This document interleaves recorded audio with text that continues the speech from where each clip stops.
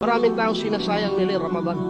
Tama ang sinabi ng mga ulama sa pagsasayang nila sa Ramadan.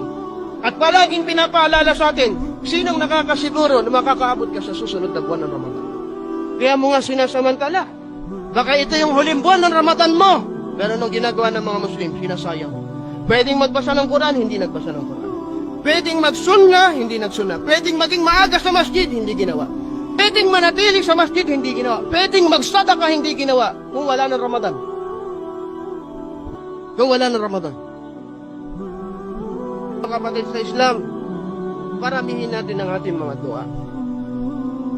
Paramihin natin ang ating mga dua, lalo kasama ang imam.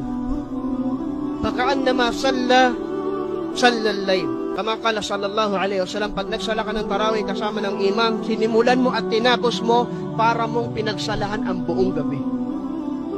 Para mong pinagsalahan ang buong gabi. Kahit natutulog ka na, katumbas na nagsasala ka sa buong gabi.